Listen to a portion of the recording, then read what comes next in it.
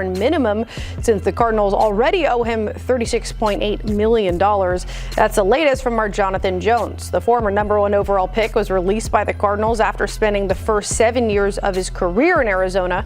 He was limited to just 5 games last year due to a foot injury. Murray was named to 2 Pro Bowls during the tenure with the Cardinals, with the last one coming in 2021. With that, we welcome in aforementioned Jonathan Jones. Jonathan, we knew something was going to happen. Kyler Murray was that top quarterback left on the free agency board. What is the football world saying about this? Yeah, we did know that it was going to happen. It was just a matter of if it was going to happen today or if it was going to happen tomorrow. Kyler Murray was in Minnesota meeting with the Vikings, getting a physical. Now, of course, Claudia, we always talk about pending physicals. They wanted to check him out, right? He's had a few injuries, but it had always been pointed, really for more than a week at this point, pointed toward Kyler Murray joining the Minnesota Vikings. This is a 1-year veteran minimum contract. So the Minnesota Vikings will be paying him $1.3 million, but that is not all that Kyler Murray will be taking home in the 2026 NFL season. The Arizona Cardinals owed him $36.8 million.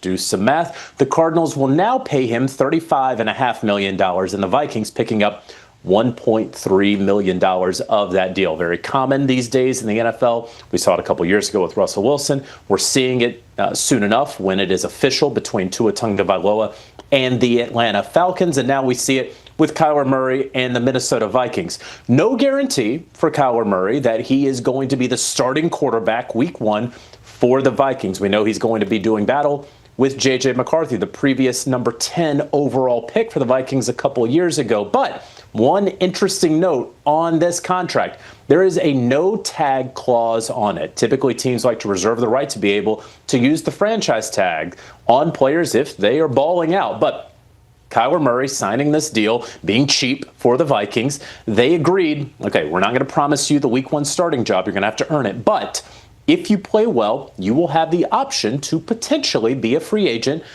heading into 2027. Now, if all goes well and he balls out, we could see a situation like Daniel Jones with the Indianapolis Colts, where ultimately he reached a deal. They were able to tag him, but that 1-year tryout period, it worked out well for both sides. So that is what is ahead for Kyler Murray and the Minnesota Vikings. I'm curious, JJ, we know in the past we've seen video game clauses. Injury was a big concern for him last season. Anything else in that contract that hinted towards injury concern? Of course, J.J. McCarthy, their one option now, also coming off of injury. Anything injury related part of this? You know what's interesting about that, and I'm glad that you brought that up, about the video game clause and about sort of the perception about Kyler Murray.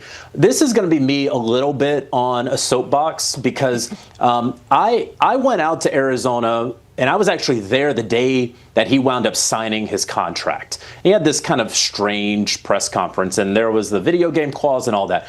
And then I went out there a year later, and I spoke with Kyler Murray on the field there during training camp. And it seemed like a different person. And it seemed like, I think a lot of people have not been watching the Arizona Cardinals, haven't been paying any attention to them because they've been fairly irrelevant for a while. Kyler has developed a reputation that he has to own. But I think that he has matured a great deal.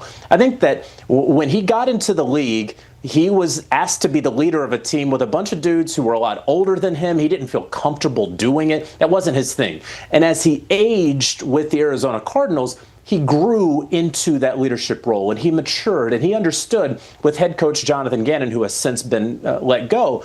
He understood what it meant to be a quarterback of an NFL franchise. And so I think a lot of the talk about Kyler is back when we actually watched the Arizona Cardinals and were paying attention to them. And then he got injured again, and then nobody cared. And so we're still kind of holding that against him from a couple years ago. I'm not saying he's going to be the perfect ideal teammate in Minnesota, but I know a lot of people have been bringing up his reputation, and I think that it has been a little bit unfair. I do believe that he's matured a great deal these last few years. Yeah, and he was pretty emotional, online on Twitter, talking about how he felt like he had so much more to do with his teammates, and it's not how he wanted it to end. So, by the way, I love striking a chord with you. You can take that soapbox whenever you want. JJ, take us behind the scenes. So hopefully this next chapter turns out to be much better for Kyler Murray. Thank you, JJ. And here's a look at his career stats as a starter. You see the passing yards, but as we know, when he's healthy, he's that massive rushing threat. Kyler Murray to the Minnesota Vikings.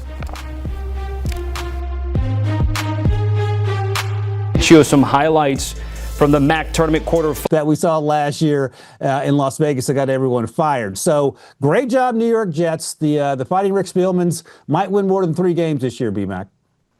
Hey, great minds think alike, Ryan, because I had no clue you were picking the New York Jets, because I also picked the New York Jets. They were unbelievable in terms of this free agency period.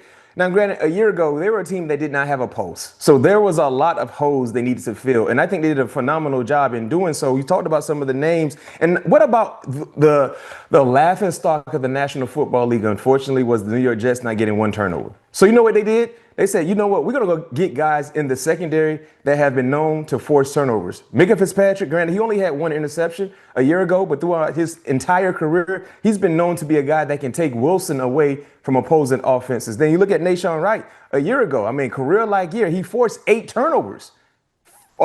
Recovered 3 fumbles and 5 interceptions. So he was a guy that was extremely sticky in terms of taking the football away. So it was a slam dunk for the New York Jets. And just, for sake of this discussion, I would like to throw in the Carolina Panthers. I think they did a great job as well, because the thing about the Carolina Panthers, Ryan and Madeline, they won their division last year. It was almost like kind of by accident, right? Because of how the season played out and then the uncertainties with some of the other teams. But now they will be the team that the other teams in the NFC South will be hunting. And one thing they needed to do was improve the defense. They went out and spent top dollar on Jalen Phillips. If he can stay healthy, paired with Derek Brown on that defensive line, man, look out, especially in the NFC South. And you look at one of the more coveted off-ball linebackers in Devin Lloyd, giving him a $40+ million deal for 3 years.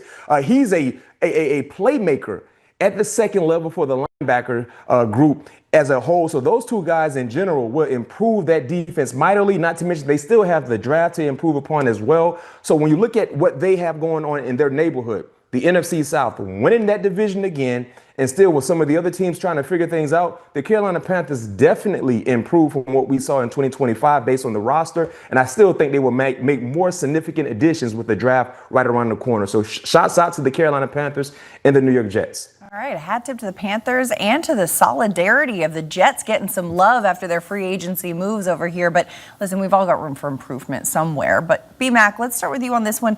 Who's the biggest loser in free agency? Who could have done better? Well, we briefly talked about this team, and it's not about doing better because they did a great job. It's just about the rug being pulled from underneath them in the Las Vegas Raiders. Because when you look at what the Raiders done, I mean, signing Linderbaum, granted, they had the most cap space available, and they spent wisely, in my opinion. They improved their team dramatically, trading for Teron Johnson, big-time nickel corner. You look at Linderbaum, you look at some of the other notable names that they brought in. Man, Kwity Paye, another talented edge rusher. They did a great job. You look at the Georgia linebackers and the Kobe Dean and Quay Walker. Most of the guys they signed, they will start for them, right? But then when you factor all of that into the equation based on what they did Monday with some of these deals being agreed upon, and then also knowing that this past Friday, they had a deal in place to get 2 first-round selections from the Baltimore Ravens with the 14th pick coming this year. So you had number 1 and the 14th pick, and then all of a sudden, no deal? It feels like the Raiders fans, they were punched in the stomach, and they did not see the blow coming. And those are the worst blows to receive when you can't prepare for it. It's punched in the gut and it knocks all the wind out of you. That's how it feels for the Raiders, even though they had a phenomenal free agent period. But just seeing how the deal was just voided, it's tough to really swallow. But hopefully they have some cups. It's like the Raiders can't have nice things. The worst part wasn't the Raiders thing. The worst part, B-Mac, was I was sitting next to Madeline talking about what the Raiders are going to do with the 14th pick, and the very next words out of her mouth are, they backed out of the Max Crosby trade, the Ravens have. So I was made to look sillier than usual, but I think you're exactly right.